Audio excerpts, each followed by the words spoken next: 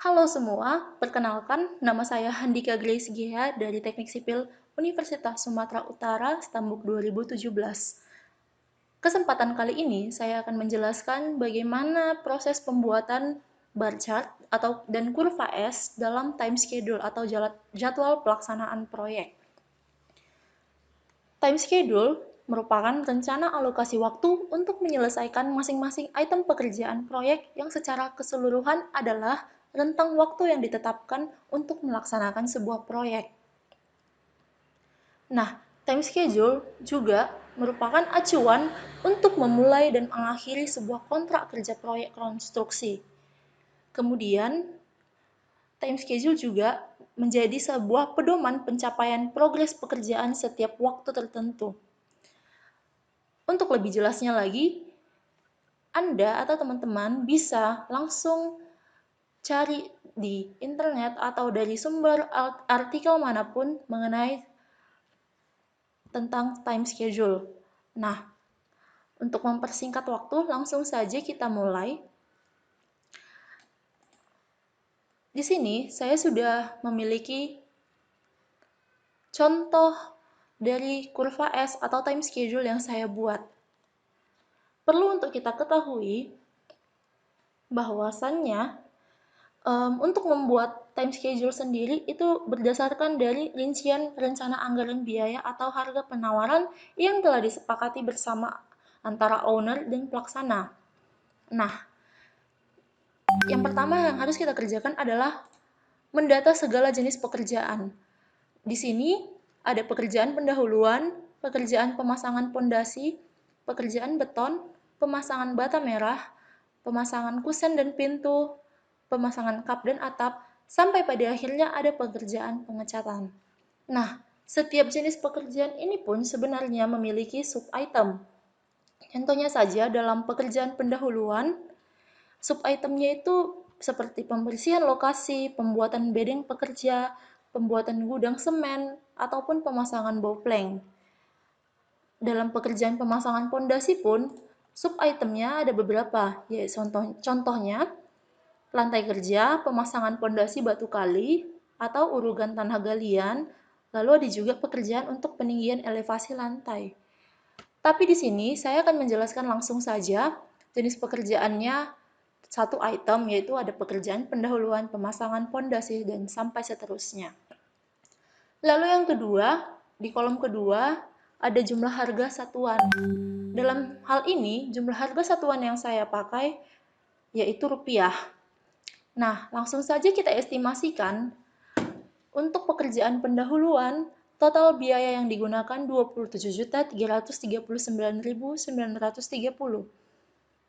Untuk pekerjaan pondasi sekitar 19.653.000. Nah, jika langsung saja kita jumlahkan sampai kepada pekerjaan 12 atau pekerjaan pengecatan, total dari jumlah harga satuan adalah 247.901.12.000. Nah, itu untuk jumlah harga satuan.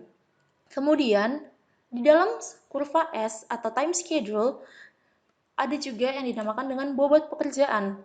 Nah, bobot pekerjaan ini biasanya menggunakan satuan persen. Untuk menghitungnya sendiri, langsung saja. Untuk pekerjaan pendahuluan, jumlah harga satuan dibagi dengan total jumlah dari harga satuan dikali 100%. Kita enter. Ini dia langsung 11,03%. Untuk pekerjaan pemasangan pondasi pun seperti begitu. Ini F14 dibagi dengan F25 dikali 100%, totalnya adalah 7,93%. Sampai ke pekerjaan pengecatan, totalnya adalah 100%. Nah, perlu kita ketahui, untuk beban pekerjaan dalam suatu proyek haruslah 100%. Karena kita membuat atau kita merencanakan dari waktu memulai hingga selesainya itu total dari pekerjaan kita adalah 100%. Kemudian, kita masuk untuk waktu pelaksanaannya. Di sini kita estimasikan waktu pelaksanaannya adalah 4 bulan. Kita bagi lagi di minggu pertama, dalam minggu pertama, minggu kedua, dan minggu ketiga, serta minggu keempat. Nah, di minggu pertama, pekerjaan yang bisa kita geser dulu ya. Pekerjaan yang kita dapat tadi, atau bobot pekerjaan yang sudah kita dapat 11,3, kita estimasikan, contohnya untuk pekerjaan pendahuluan, kita estimasikan berapa hari bisa selesai. Nah, di sini saya membuat 3 hari untuk pekerjaan pendahuluan dapat diselesaikan. Nah, untuk perhitungannya sendiri, begini. Bobot dari pekerjaan pendahuluan, yaitu di G13, saya bagi 3. Artinya 3 adalah 3 hari waktu pelaksanaan untuk pekerjaan pendahuluan. Nah, setelah itu akan dapat hasilnya 3,7. Langsung kita tarik saja di minggu kedua dan minggu ketiga. Nah, di minggu pertama, 3 hari penyelesaian untuk pengerjaan pekerjaan pendahuluan dengan masing-masing bobot 3,7. Kemudian, di pekerjaan pemasangan pondasi pun seperti itu. Di sini kita menggunakan bobotnya yaitu 7,93. Dan dalam waktu 3 hari pun di situ estimasi saya sudah harus selesai pekerjaan pemasangan pondasi. Nah, 7,93 dibagi 3 adalah 2,6. Nah, untuk pelaksanaannya sendiri di minggu ketiga, di minggu pertama, hari ketiga, hari terakhir penyelesaian atau pekerjaan pendahuluan bisa langsung memulai pekerjaan pemasangan pondasi. Nah, salah satu teknik dari seorang perencana adalah seperti berikut. Kita bisa mengestimasikan bagaimana nanti saat di akhir pekerjaan pertama, kita bisa langsung memulai pekerjaan kedua. Jadi, dari sini ada 2 pekerjaan yang bisa kita kerjakan, tapi tanpa mengganggu pekerjaan sebelumnya dan mengganggu pekerjaan berikutnya. Nah, karena pemasangan pondasi berhubungan dengan pekerjaan beton, maka di hari kedua setelah pekerjaan pemasangan pondasi, saya bisa membuat untuk pekerjaan beton bisa dilaksanakan. Nah, di pekerjaan beton ini, saya estimasikan 2 hari untuk waktu penyelesaiannya. Sama halnya seperti pekerjaan 1 dan 3, 1 dan 2, bobot kerjanya 6,46 dibagi 2. Langsung saja kita tarik, maka disinilah letak dari si pekerjaan beton. Begitu juga seterusnya sampai pekerjaan pengecatan. Dan akhirnya dalam minggu pertama, minggu kedua, minggu ketiga, hingga minggu keempat, segala pekerjaan yang kita rencanakan bisa terselesaikan sesuai dengan bobot pekerjaan masing-masing.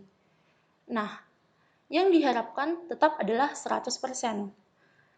Lalu, untuk melihat bagaimana progres dari setiap pekerjaan yang sudah kita kerjakan dari minggu ke minggu ataupun bulan ke bulan ataupun bisa juga tahun ke tahun sesuai dengan waktu pelaksanaan yang kita buat.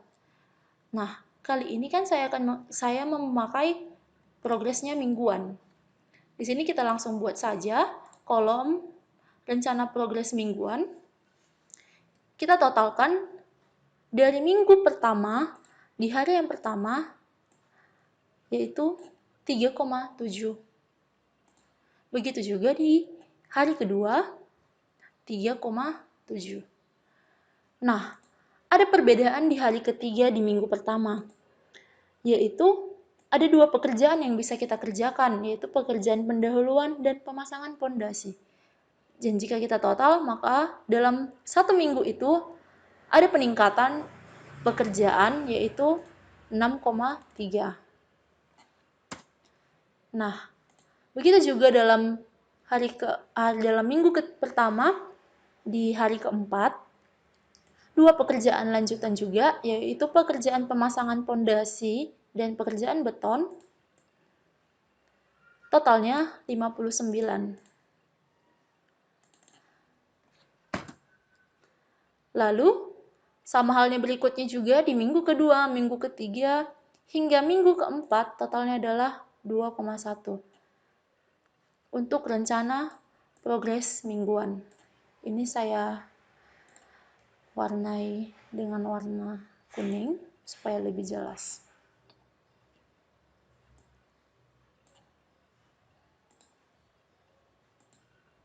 Oke. Nah, setelah itu ada rencana progres kumulatif. Dari semua rencana yang sudah kita buat, kita lihat progresnya. Jumlah progres yang kita kerjakan apakah sampai dengan 100%. Langsung saja kita lihat untuk progres kumulatifnya harus sama dengan progres minggu hari pertama. Kemudian untuk minggu ke-1 di hari kedua, kita jumlahkan dari progres kumulatif yang pertama dengan progres mingguan di hari kedua. Artinya dalam minggu pertama hari kedua ini, progres kumulatif kita harus bisa dikerjakan sesuai dengan rencana atau sesuai dengan time schedule yang telah kita buat. Begitu juga untuk hari ketiga di minggu pertama. Kita jumlahkan pekerjaan yang sudah dikerjakan di progres kumulatif hari kedua dengan hari ketiga di progres mingguan. Hingga pada akhirnya nanti, total dari progres kumulatif kita yaitu genap 100%. Dan ini artinya pengendalian atau jadwal pelaksanaan proyek kita seimbang dengan dan sesuai dengan hasil rencana yang telah kita buat, yaitu 100% dari perencanaan.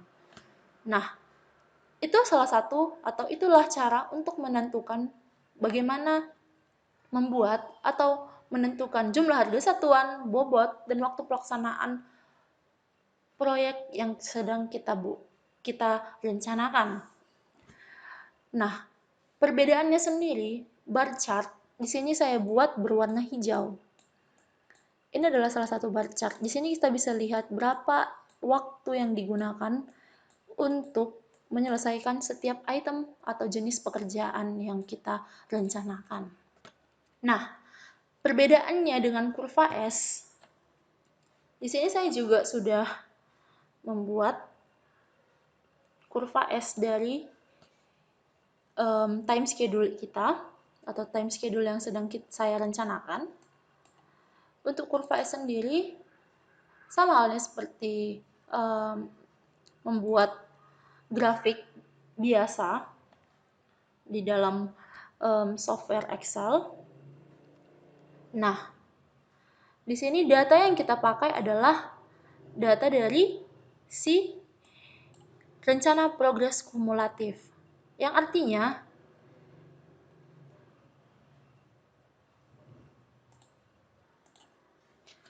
untuk kurva S sendiri merupakan sebuah jadwal pelaksanaan pekerjaan yang kita sajikan dalam bentuk grafis dan dapat memberikan bermacam ukuran kemajuan pekerjaan pada sumbu tegak dikaitkan dengan satuan waktu pada sumbu mendatar.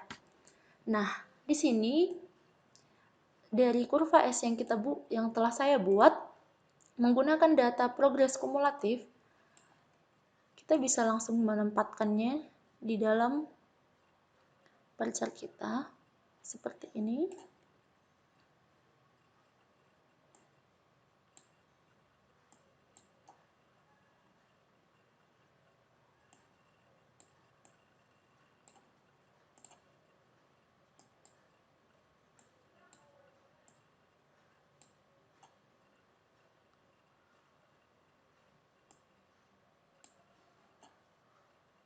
Nah, beginilah tampilan dari kurva S dan bar chart yang kita buat di dalam time schedule. Nah, kurva S ini menunjukkan bagaimana progres dari setiap pekerjaan yang kita lakukan dari awal minggu pertama hingga minggu keempat. Nah, ini merupakan perencanaan yang kita buat dan biasanya dilakukan atau dibuat oleh para konsultan perencana untuk melaksanakan proyek pembangunan. Nah, dengan cara yang sederhana seperti ini atau dengan cara pembangunan sederhana seperti ini, Anda ataupun teman-teman bisa langsung belajar untuk membuat bagaimana itu time schedule menggunakan bar chart dan kurva S. Nah, ini adalah perencanaan yang telah saya buat merupakan bangunan rumah tipe 54-120. Dan jangan lupa juga nanti di kolom selanjutnya kita bisa menambahkan realisasi dari progres mingguan. Karena pada hakikatnya perencanaan yang kita buat ini akan sangat berbeda pada saat pelaksanaannya di lapangan. Semua yang kita rencanakan ini akan berbeda hasilnya di akhir nanti. Jadi dari sini pun kita bisa mengontrol bagaimana pekerjaan di lapangan dengan perencanaan awal yang telah kita buat. Nah, itu saja secara singkat bagaimana cara membuat time schedule dari saya. Semoga teman-teman sendiri bisa mengerti dan bisa menerapkannya dalam kehidupan masing-masing. Dan semoga juga video ini bisa berguna untuk teman-teman dalam menyelesaikan tugas Anda. Sekian dari saya, sampai jumpa, terima kasih.